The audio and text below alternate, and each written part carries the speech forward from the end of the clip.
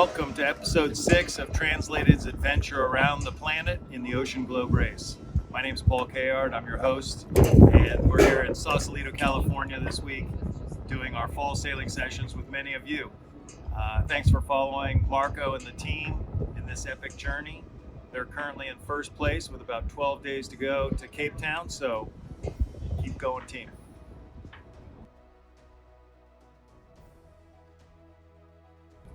We're all enjoying a great lunch here in Sausalito with amazing sunshine. Blue angels are flying overhead. And let's take a look at the tracker and see how Marco and the team are doing. So I'll go back to about October 4th. And here we see that the leaders have, gotten across the equator, out of the doldrums, and they've been sailing along upwind on port tack, which isn't that unusual. Usually there's a high pressure system here called the St. Helena High. The winds around the high pressure systems in the southern hemisphere rotate counterclockwise. So on the north side of that you would have easterly winds, and the fleet would generally be on the wind, that's sailing close hauled on port tack or close to close hauled, and basically trying to go south and get down here to the more westerly winds, which would give them a downwind ride into Cape Town. This red line marks the typical course, the fastest course to Cape Town typically, and you see that the leaders have had to go even west of that. That's because the high pressure system that normally resides here is actually down here, and so they've been battling strong southeasterly winds for a much longer time than usual, and you see that the leaders are having to go quite far south before heading east. Again, that's just because there's a whole weather system in here that is blocking their way, and we'll see that if we just bring that right up to today. This high pressure ridge through here is a roadblock. It's not usual. By this time they're usually benefiting from these low pressure systems and the westerly winds that flow out of the Rio de la Plata area in Argentina, and the high pressure is usually residing much further north. But it is what it is, and this situation is probably going to allow Translated Maiden to cut the corner on Spirit of Helsinki and Pendwick. And since I wear a Translated shirt, I am not too disappointed with that. And that's sailboat racing. And in a minute I'll take a look at the router, which is going to show us what wind conditions the fleet can expect in the next week. And we're getting close to the time when we can even predict an ETA for the fleet. So stand by and I'll get right back to you with the router. So now that we've seen what's happened in the last week, let's take a look ahead and see what the group can expect in the upcoming 7 days. Predict wind router, and using the European model for this run here, taking a look at the fleet where they currently are today on October 11th, and the final run into Cape Town and the weather we can expect going forward.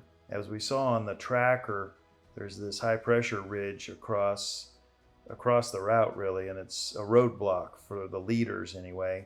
It could be that when the rest of the group comes down, they're able to cut the corner, but this ridge has really forced the leaders to stay quite a bit west and south before being able to head east. So the good news is for Translated, they will be able to cut the corner a little bit on Pendwick and Spirit of Finland. And as we know, Translated is leading the leg at this point. So let's take a look at what's going to happen here over the last 7 or 8 days of the leg. This is Thursday the 12th. This is Translated, and Pendwick is probably in this vein. There's a good vein of wind there, northwesterlies. They're both making progress. They haven't had to confront this yet, so they're coming down this vein. The 4 lead boats are all making good progress. This is Saturday the 14th. Sunday the 15th. Again, Translated and Maiden are in this area here. Pendwick is ahead a bit, and Pendwick is starting to get into some lighter winds as they approach the ridge.